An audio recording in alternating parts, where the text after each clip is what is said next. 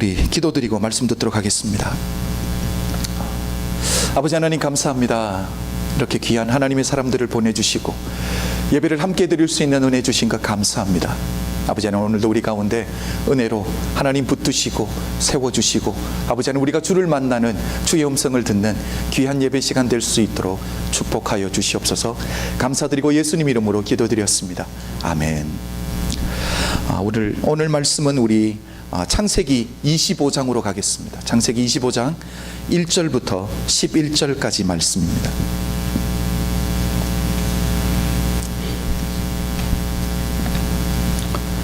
창세기 25장 1절부터 11절까지 말씀.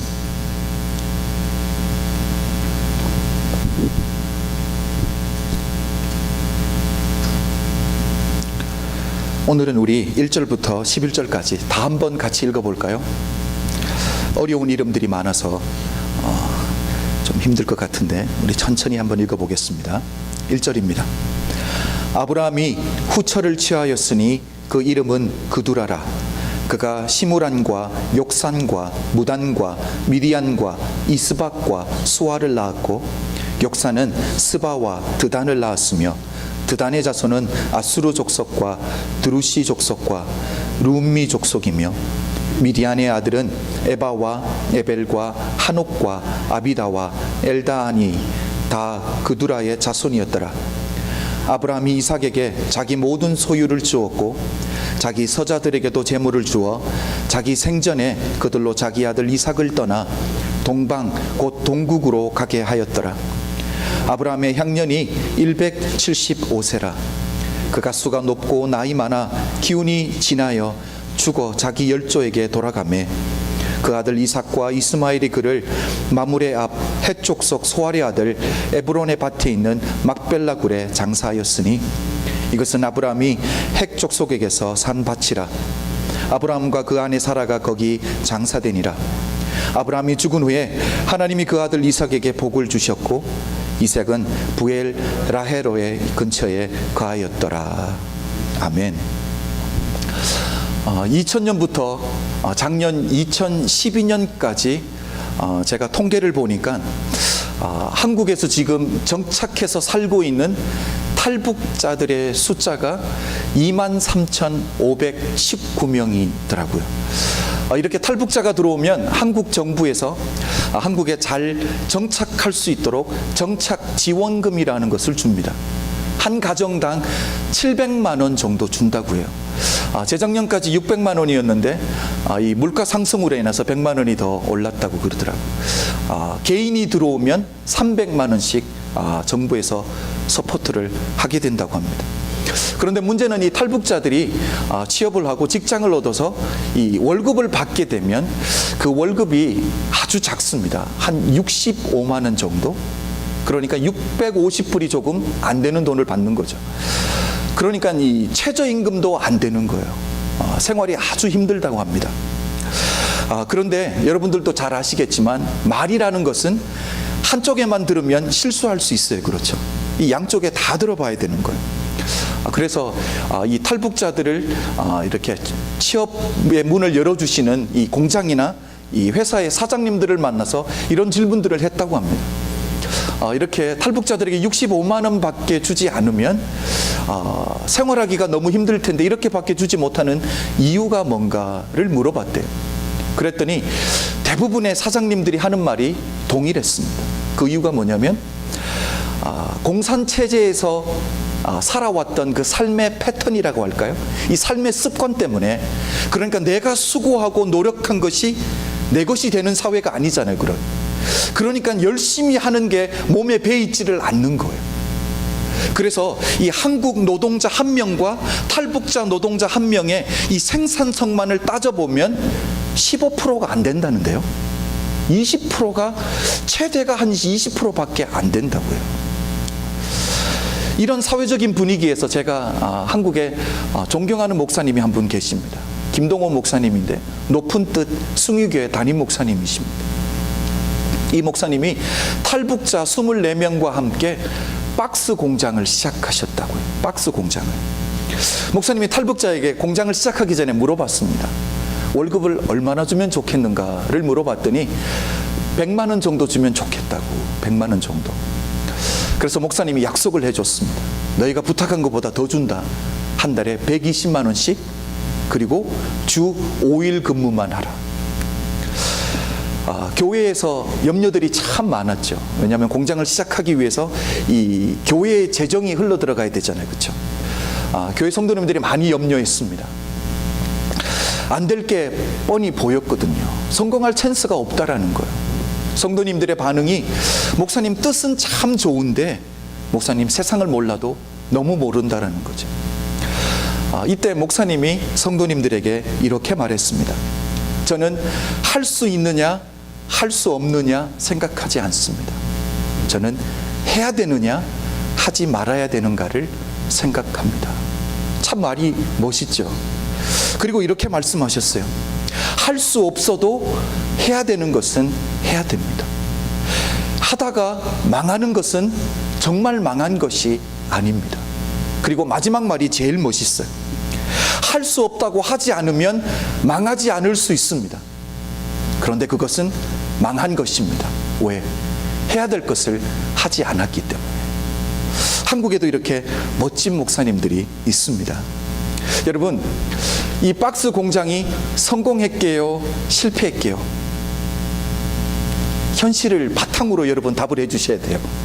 성공했을까요? 실패했을까요? 첫 6개월 동안은 교회 재정이 참 많이 흘러 들어갔다.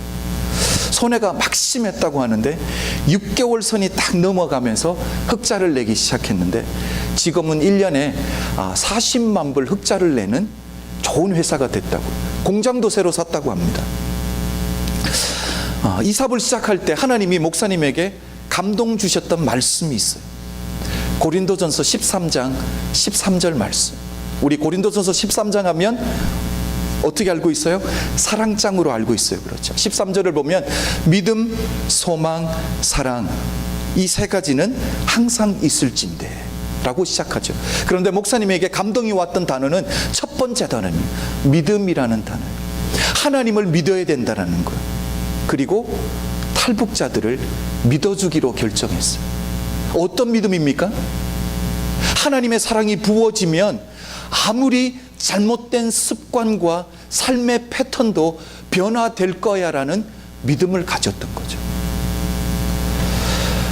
박스 공장을 같이 시작했던 탈북자 24명 중에 목사님의 믿음을 배신한 사람이 한 사람이라도 있을까요? 없을까요?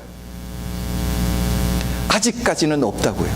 그런데 정말 아이러니컬한 것은 한국 사람 직원 중에 한 명이 목사님을 아주 크게 배신하고 나갔다는 이야기는 제가 들었습니다.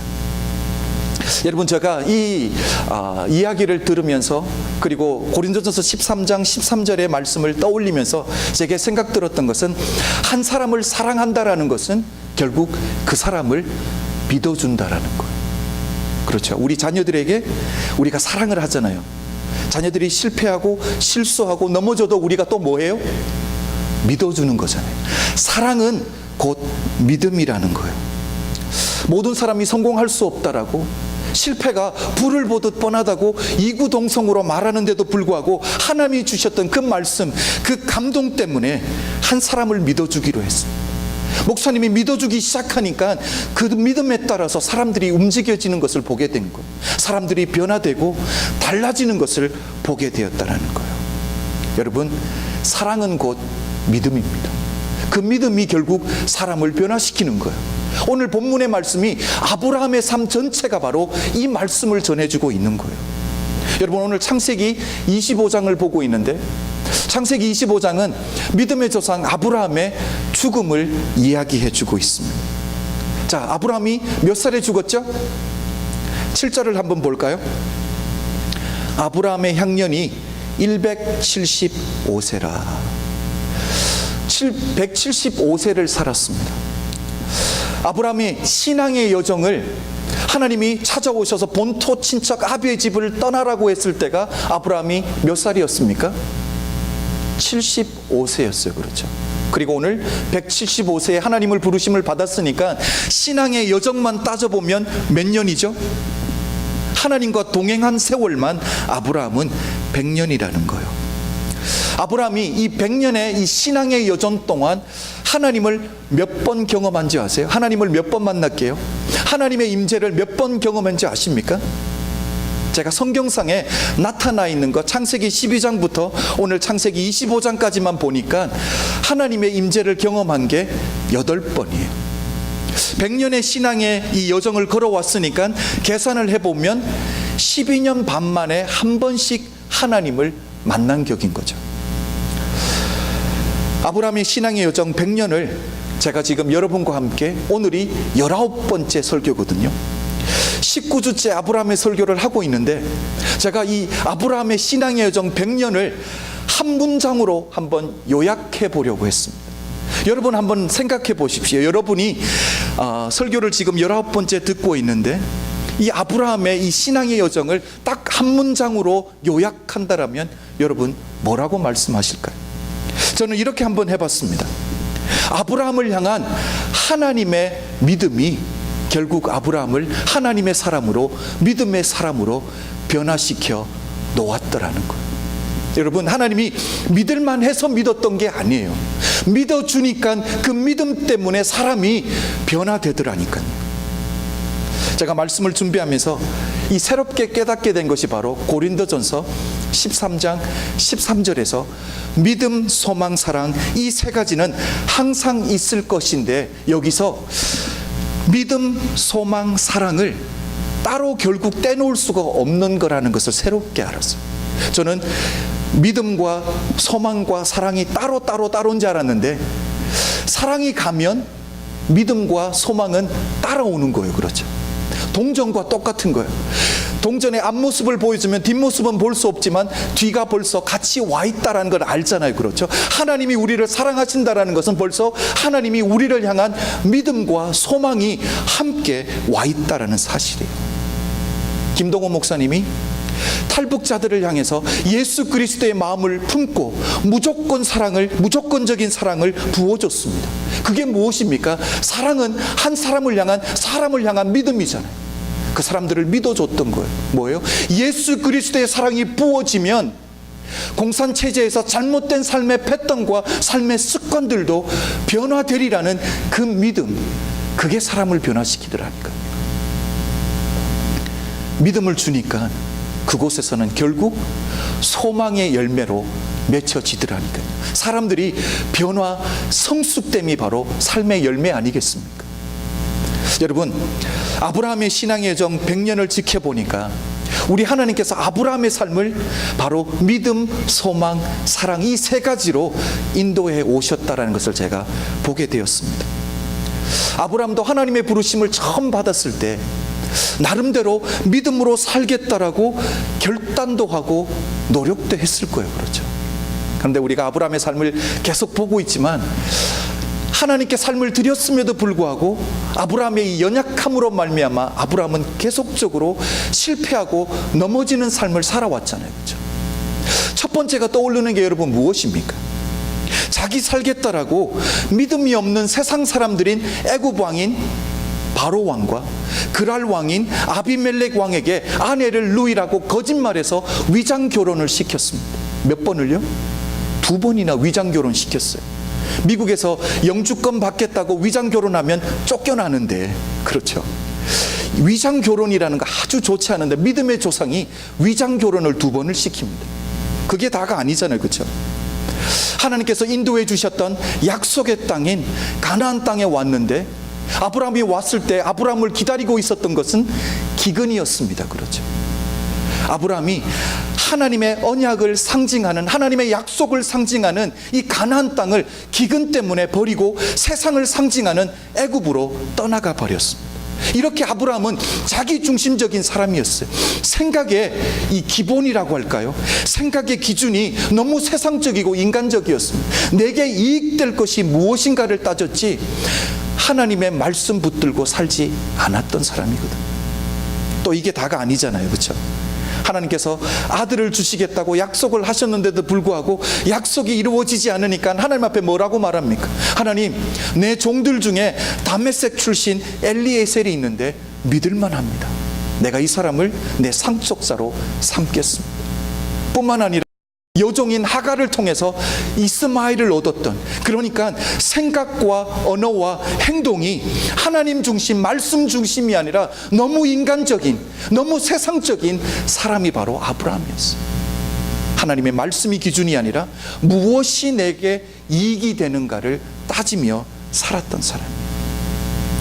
이렇게 부족하고 연약한 사람을 하나님께서 무조건 사랑으로 부어주시고 너는 내 것이라고 선택하고 불러주시니까 결국 한 사람을 향한 사랑은 결국 그 사람을 향한 믿음이기 때문에 하나님이 아브라함을 믿어주셨던 거예요. 뭐라고요? 결국은 믿음의 조상답게 변화될 아브라함을 하나님이 믿어주신 것 아닙니까? 하나님의 믿음 때문에 결국 아브라함의 삶에 소망의 열매가 맺혀지는 거예요. 변화가 일어나는 거예요. 성숙이 일어나는 거예요. 100세에 얻은 아들이 있습니다. 이삭이잖아요. 하나님이 자기 생명보다 귀한 아들을 번제물로 드리라고 하는데 하나님 앞에 순종합니다. 아들을 하나님께 드리는 거예요. 여러분, 순종함으로 하나님 앞에 의롭다고 칭함을 받은 사람이 바로 아브라함 아닙니까? 여러분, 아브라함의 삶에 결국 하나님이 믿어주시니까 소망의 열매가 맺혀지는 거예요. 변화되고 성숙함의 열매들이 맺혀진 줄로 믿습니다.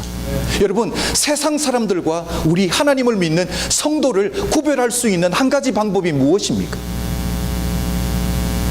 세상 사람들은 한 번에 단숨에 피는 화려한 꽃을 원해요. 그렇죠?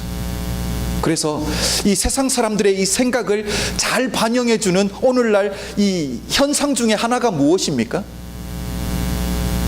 로또 티켓, 복권, 한방주의잖아요. 화려하게 꽃을 피우겠다라는 것. 또 무엇입니까? 성형수술. 내가 한 번에 칼을 대서 이뻐질 수 있다라는 것. 그러나 여러분, 믿음의 사람은 어떻습니까? 하늘의 소망을 두고 사는 믿음의 사람은 어떻습니까? 화려한 꽃이 아니라 생명의 열매를 맺히기 위해서 몸부림치는 자들이 바로 우리인 줄로 믿습니다. 꽃은 화려하지만 금방 시들어버리잖아요. 꽃처럼 화려하지도 아름답지도 않지만 여러분, 생명의 열매는 생명을 전해주는 줄로 믿습니다. 여러분, 그래서 어른들이 그러잖아요. 화무 11홍이라. 이게 무슨 말입니까? 꽃의 붉음이 10일을 가지 못한다라는 거예요. 그런데 결국 열매는 우리에게 계속적으로 생명을 부어주는 줄로 믿습니다. 여러분, 신앙을 한번 생각해 보십시오. 우리가 예수 그리스도를 믿고 영접하고 하나님의 사람이 되는 것은 순간적으로 이루어지는 거지만 우리가 예수 그리스도의 믿음의 분량까지 자라가는 성숙의 과정은 하루아침에 일어나는 게 아니거든요. 여러분, 성숙이 어떻게 이루어집니까? 실패와 아픔과 좌절을 경험해야 되는 거예요. 여러분, 아브라함이 주님을 사랑하지 않았던 게 아니잖아요. 기도하지 않았던 게 아니거든요. 하나님의 임재를 경험하지 않았던 게 아니거든요. 그럼에도 불구하고 자기 연약함 때문에 여전히 넘어지는 자기 스스로를 볼 때 아브라함 스스로 얼마나 실망이 됐을까요? 얼마나 낙담이 됐을까요? 얼마나 좌절됐을까요? 그런데 신앙은 그럼에도 불구하고 일어나서 가야 되는 줄로 믿습니다. 그게 바로 신앙의 길이고 그게 바로 성숙의 과정이거든요. 제가 여러 번 말씀드리지만 신앙은 안 넘어지는 게 관건이 아니에요. 뭐죠? 누가 빨리 일어나는가가 관건이라는 거예요. 제가 어제 토요일 새벽에도 말씀을 드린 말씀이지만 여러분, 주님께서 십자가에 못 박히시기 위해서 체포당하시는 그 순간에 주님의 제자들의 행동이 무엇이었습니까? 자기 살겠다라고 뿔뿔이 흩어져서 다 도망갔거든요. 그 순간만 보면 주님이 공생의 3년 동안 제자들에게 부었던 그 정성, 주님이 가르쳐줬던 그 모든 티칭들과 시간들과 모든 기적들이 실패한 것처럼 보일 수 있습니다. 우리는 이것을 보고 한국적인 표현으로 뭐라 그러죠? 말짱도루묵. 그런 표현들이 있어요. 그렇죠? 말짱도루묵이라는 이 표현이 생긴 근거가 있습니다. 임진왜란 때 우리 임금이 도망을 가는데 뭘 그렇게 제대로 먹었겠습니까? 그렇죠. 그래서 거기 동네에 있는 어떤 사람들이 이 묵이라는 이 생선을 가지고 왕을 섬겨드렸는데 왕이 배고프다가 먹었더니 너무 맛있는 거예요. 그래서 이 묵이라는 생선을 이름을 바꾸어 주었습니다. 은어라고 불러줬어요. 은어라고. 그래서 이제 나중에 임진왜란이 끝나고 다시 한양으로 돌아와서 그 음식이 생각이 나는 거예요. 그래서 이제 묵이라는 은어 고기를 한번 차려오라고 했더니 딴 음식 맛있는 거 다 차려져 있는데 그게 있어서 먹어보니까 옛날 맛이 나지 않는 거예요. 그래서 생긴 말이 말짱 도루묵이라는 말이 생겼는데, 여러분 모르셨죠? 어디까지 설교하다가 제가 말짱 도루묵까지 갔죠. 여러분, 우리가 볼 때는 실패한 것 같았어요. 그렇죠? 그런데 결국 우리 결과만 보면 제자들이 어떻습니까? 복음으로 세상을 변화시키는 하나님의 사도들이 다 되었거든요. 그 힘의 근원이 어디서 나왔습니까? 여러분, 어떻게 제자들 다 도망가던 제자들이 어떻게 이렇게 변화될 수 있었냐라니까요. 바로 주님께서 체포당하시는 그날 밤에 체포하러 온 사람들에게 주님이 뭐라고 말씀하셨습니까? 너희들이 잡으러 온 사람이 바로 나니까 나만 잡아가고 내 제자들은 손끝 하나 대지 말고 보내달라는 거예요. 주님이 잡히시는 그 순간에도 주님은 자기의 안정이 관심이 아니라 누가 관심이었어요? 제자들인 거예요. 그렇게 제자들을 사랑해 주셨던 거예요.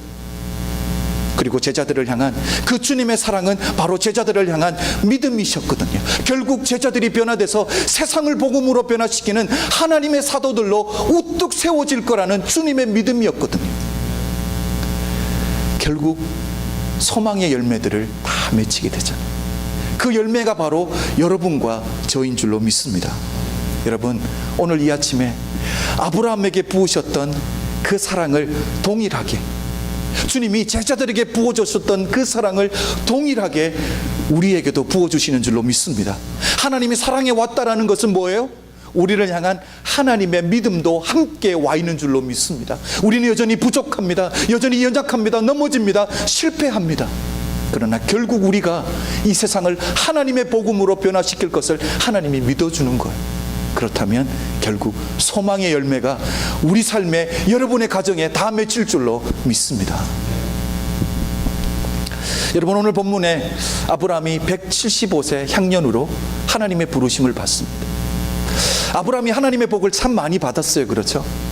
그런데 여러분이 생각할 때 아브라함이 하나님에게 받은 복들 중에 가장 큰 복이 뭘까요? 여러분, 한 가지만 이야기한다면 아브라함이 받은 복 중에 가장 큰 복, 제가 보니까 가면 갈수록 잘 되는 복이에요. 이게 제일 좋은 거잖아요. 그렇죠? 가면 갈수록 잘 되는 복. 우리는 이걸 성경적으로 형통함이라고 그러는 거예요. 시편 128편 1절을 보면 이렇게 말합니다. 여호와를 경외하며 그 도에 행하는 자마다 복이 있도다. 그리고 어떤 복을 받는지에 대해서 설명을 해주는데, 첫 번째가 뭐예요? 내 손이 수고한 대로 먹는 복이에요. 두 번째가 형통함의 복이에요. 세 번째가 자녀의 복, 그리고 자녀의 자녀를 보는 복. 이것은 결국 장수의 복이죠. 자녀의 자녀를 보려면 장수해야지 보잖아요. 그렇죠? 제가 아브라함의 이 신앙의 여정 100년을 보니까 하나님이 말씀하시는 이 복을 다 받아 누렸던데요. 오늘 1절을 한번 보겠습니다. 1절. 아브라함이 후처를 취하였으니 그 이름은 그두라라. 아브라함이 세장과 같습니다. 그렇죠? 그리고 2절을 보면 아브라함과 그두라 사이에 난 6명의 아들의 이름을 소개하고 있습니다. 이름들만 보면 별로 중요하지 않다라는 게 벌써 여러분 아실 거예요. 이름들이 다 촌스럽잖아요. 그렇죠? 그 다음에 보면 여러분, 이때 아브라함이 세장가 갈 때 나이가 몇 살입니까? 세장가 갈 때가 이삭이 장가 갈 때가 몇 살이었죠? 140살. 이삭이 40이니까 아브라함이 140이에요. 그렇죠? 그러니까 140살에서 170살 사이에 장가를 가서 아들을 6명을 더 본 거예요. 그렇죠? 여러분, 이삭의 결혼을 기준으로 보면 그 전까지는 아브라함이 아들 둘, 하갈을 통해서 이스마엘, 사라를 통해서 이삭. 그리고 140살 이후에 6명을 더 낳았습니다. 그래서 총 아들만 몇 명요? 8명이에요. 그렇죠. 그러니까 결국은 하나님이 자식의 복을 주신 거예요. 그리고 오늘 3절부터 쭉 보면 그 아브라함과 그드라 사이에 태어난 아들들의 후손들이 쭉 나와 있잖아요. 후손의 복도 하나님이 주신 거예요. 그러니까 자식을 볼 수 있는 복도 하나님이 다 주신 거예요. 그렇죠. 저는 이것을 한번 생각해 봤어요. 이삭의 결혼을 기준으로 봤을 때 그전에는 둘인데 140이 넘은 할아버지가 그 이후에 6을 더 얻었어요. 그렇죠. 우리가 일반적으로 생각하면 나이가 드시고 늙어가시면 기력이 쇠해지시는 게 정상이잖아요. 그렇죠. 그런데 기력이 쇠해지시지 않고 자식을 6을 더 얻었다라는 거. 하나님을 믿으면 왕성해지는 복이 있는 줄로 믿습니다. 여러분, 이 복을 모세도 받았거든요. 모세가 죽을 때 신명기 34장 7절을 보면 이렇게 말하잖아요. 모세가 죽을 때에 눈이 흐리지 않았다라는 거. 저는 42살인데 벌써 돋보기가 없으면 성경이 안 읽어지거든요.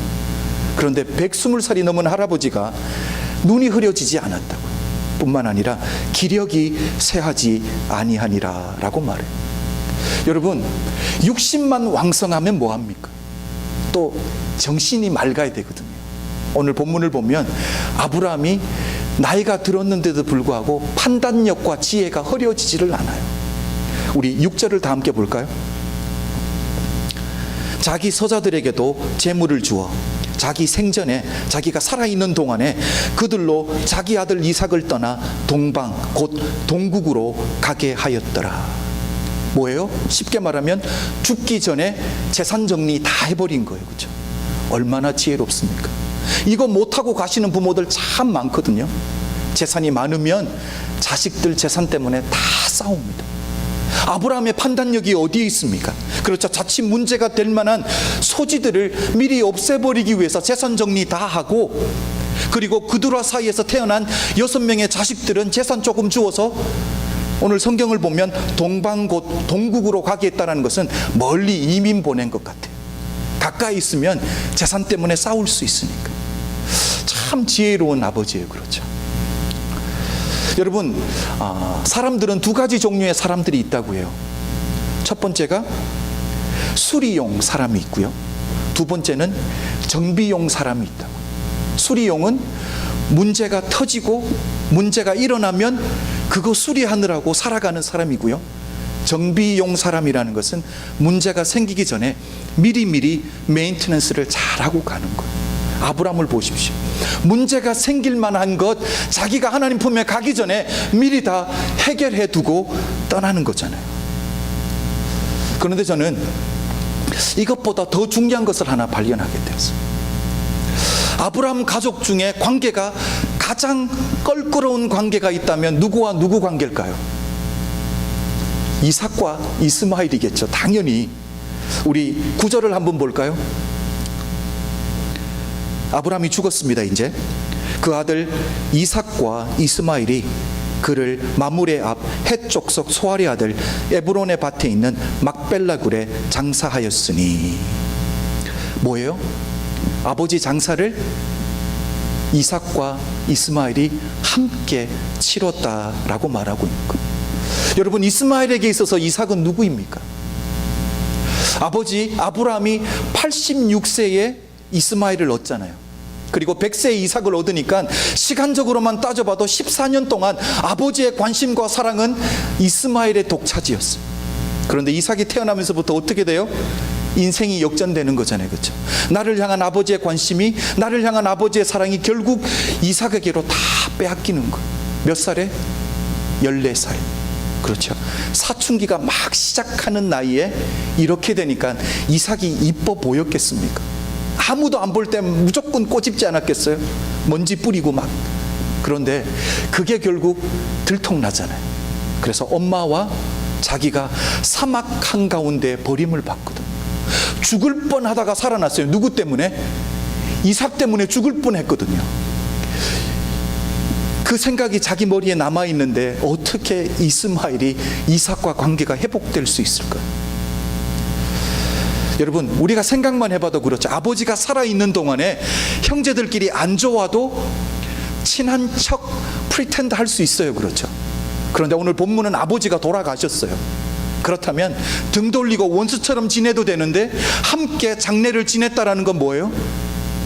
아브라함이 살아있는 동안에 이 두 사람을 화해시켜 놓았더라는 거예요. 두 사람이 함께 아버지의 장례를 치를 수 있도록 함께 해놨던 거예요.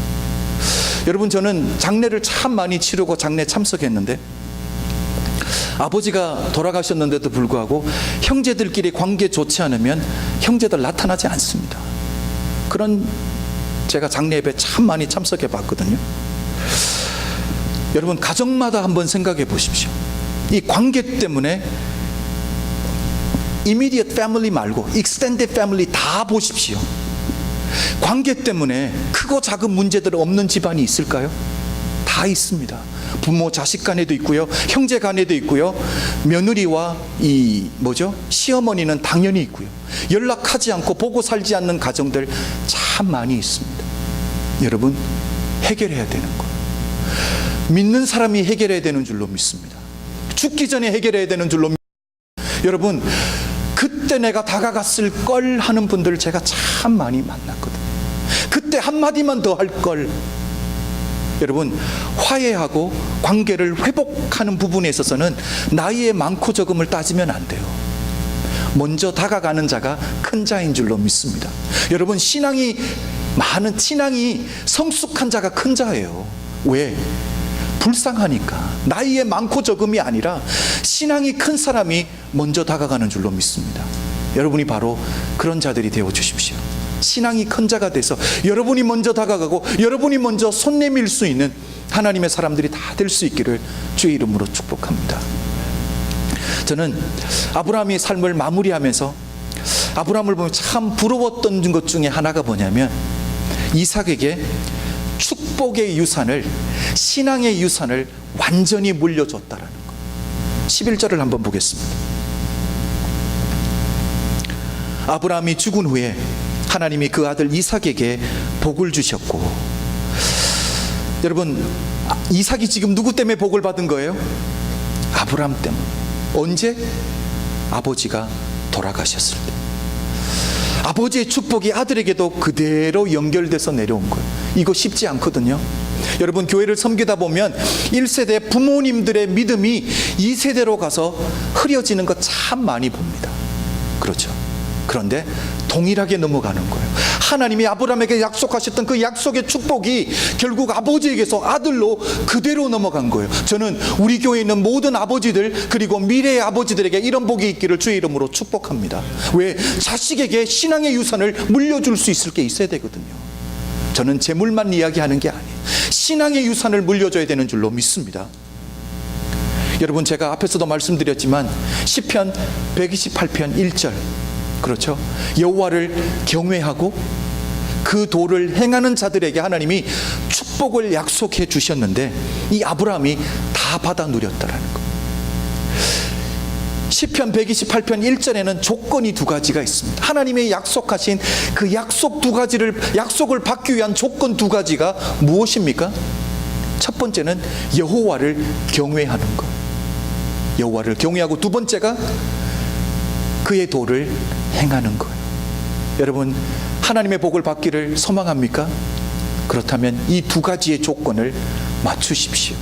거기에 삶을 맞추십시오. 주를 경외하고 살고요. 경외한다는 말은 fear of the God이거든요. 그러니까 내 위에 어른이 있다라는 것을 생각하고 사는 것, 하나님을 인정해 드리는 것, 그리고 주님께서 가신 그 길을, 그 도를 우리도 함께 걸어갈 수 있는 믿음의 사람이 다 되셔서 결국 여러분이 하나님의 복의 근원이 되실 뿐만 아니라 그 복을 나누어 줄 수 있고, 여러분의 그 복이 자녀들에게도 물려줄 수 있는, 유산을 남길 수 있는 하나님의 사람들이 되시길 주의 이름으로 축복합니다.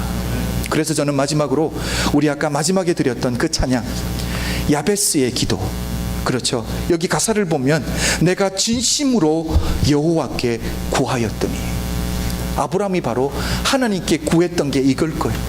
하나님, 내게 주셨던 그 축복의 약속이 결국은 내 후손에게도 물려주십시오. 여러분, 그 그 약속 우리도 붙들고 함께 믿음으로 찬양을 고백해 보겠습니다. 여러분 다 일어나서 우리 하나님 앞에 찬양 드리겠습니다.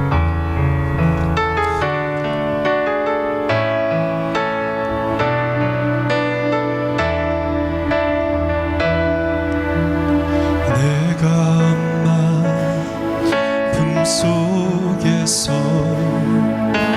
고통 중에 태어났지만 나를 구원하신 하나님 날 택하시고 존귀케 하셨네. 내 평생에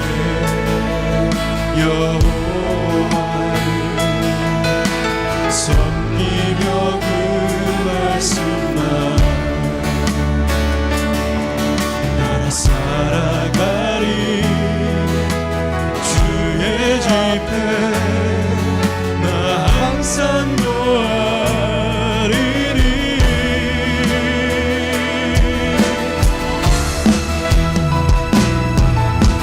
원컨대 주께서 복을 더하사 나의 지경을 넓히시고 주의 손으로 나를 도우사 나로 환난을 벗어나 근심이 없게 하옵소서. 원컨대 주께서 나에게 원컨대 주께서 복의 복을 더하사 나의 지경을 넓히시고 주의 손으로 나를 도우사 나로 환난을 벗어나 근심이 없게 하옵소서. 내가 전심으로 여호와께 구하였더니 내 하나님께서 할렐루야 부르시고 내 간구하는 모든 것 허락하셨도다.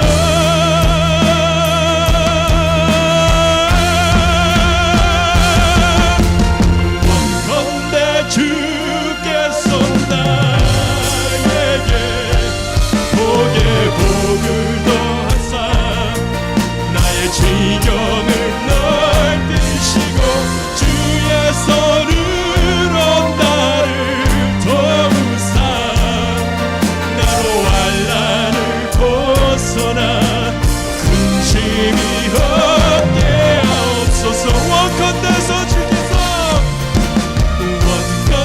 주께서 나에게 복의 복을 더하사 나의 지경을 넓히시고 주의 손으로 나를 도우사 나로 환난을 벗어나 근심이 없게 하옵소서.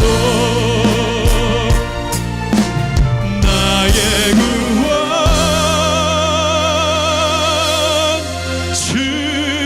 주님이여.